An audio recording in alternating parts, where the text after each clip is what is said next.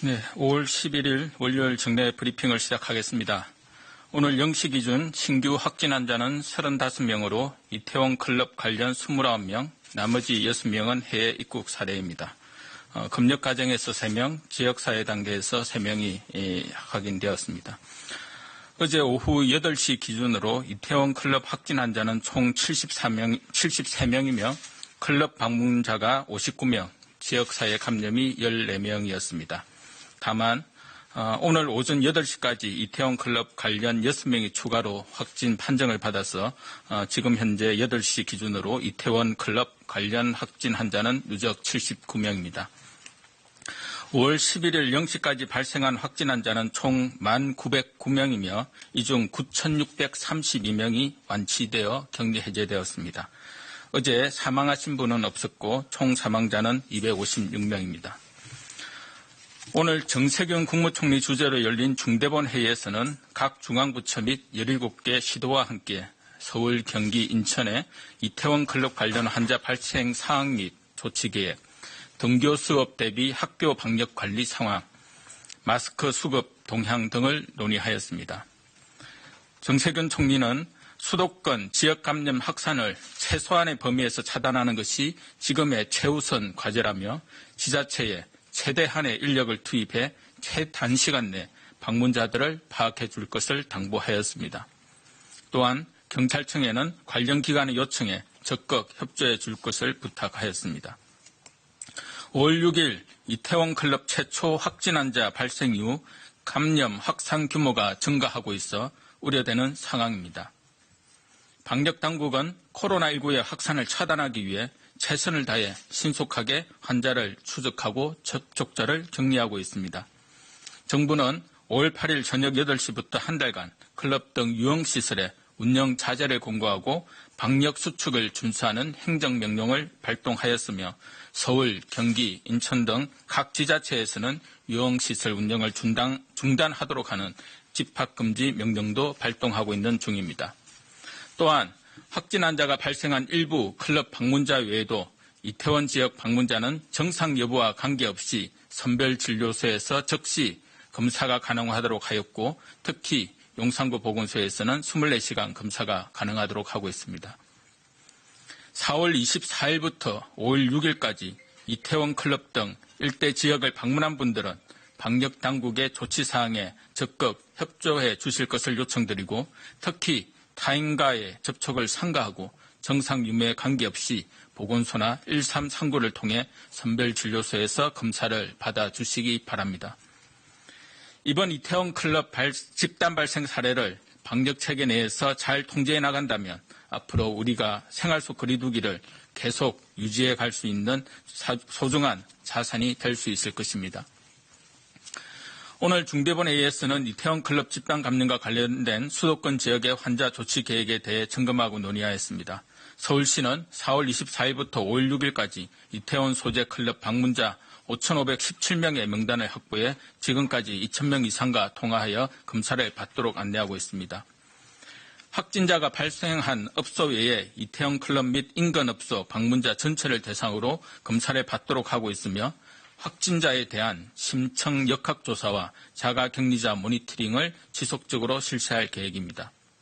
지자체별로 관내 유흥시설을 대상으로 집합금지 명령을 실시하고 있으며 경기도와 인천시는 미감염 확인 시까지 최대 2주간 대인 접촉 금지 명령을 내린 바 있습니다.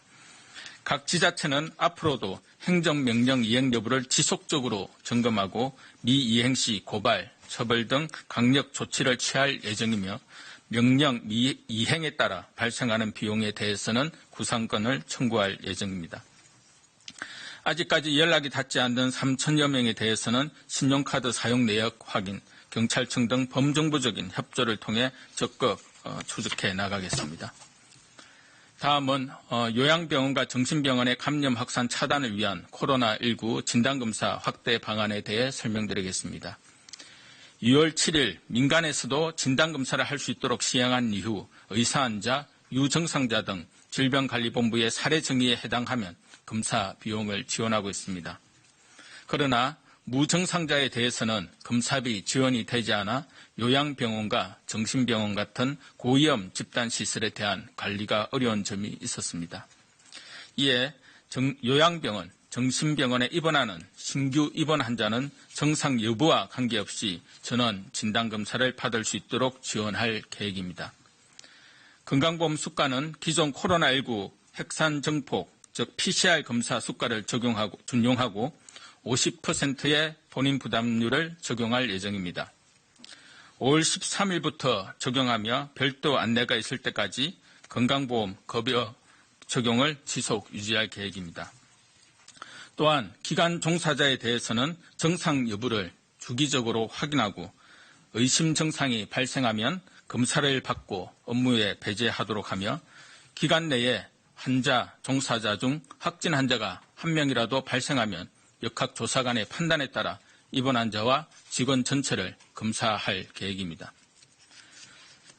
등교 수업 대비 학교 방역관리 준비 사항에 대해 말씀드리겠습니다. 등교 일정에 대해서는 교육부가 방역당국과 논의 중이나 오늘 중대본 회의에서는 등교에 대비한 방역관리 사항을 우선 점검하였습니다.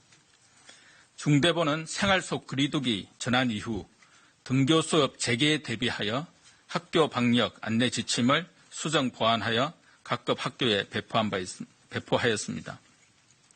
학교 방역 안내 지침을 통해 의심 증상이 있는 학생은 선별진료소를 방문하여 진단검사를 받도록 하고 동거 가족 중 격리자, 해외 여행력이 있는 학생은 등교를 중지하고 가정에서 경과를 지켜볼 것을 안내하였습니다. 또한 모든 학생을 대상으로 등교 수업 일주일 전부터 상황 종료 시까지 매일 등교 전 가정에서 건강 상태를 온라인으로 체크하고 학교에 통보하는 일일 점검 시스템을 가동하고 있습니다. 교육활동 중 확진 환자가 발생하면 모든 학생과 교직원은 보건용 마스크를 착용하고 귀가하도록 조치하고 원격 수업 체제로 전환하여 역학조사를 진행할 계획입니다. 확진자는 격리 해제 시까지 등교가 중지되며 의사 환자 및 조사 대상 유증상 및 자가격리 학생은 14일간 등교가 중지되고 이 경우에는 출석 인정, 결석 처리할 예정입니다. 등교 전까지 방역 지침을 보완하고 학교 방역 현장 점검과 필요한 지원을 지속해 나갈 예정입니다.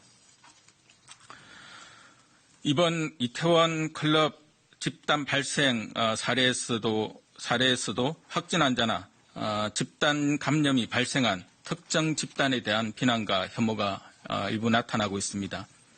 방역 당국이 확진 환자의 동선을 공개하는 것은 동선이 겹치는 경우 자발적으로 검사를 받도록 하여 감염자를 빠르게 찾기 위한 것입니다.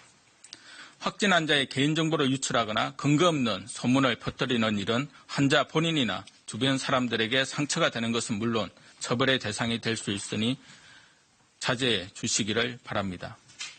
또한 감염이 의심되는 상황에서 감염을 숨기고 생활하다가 또 다른 집단 감염을 발생시키면 문제가 더욱 커질 수 있습니다.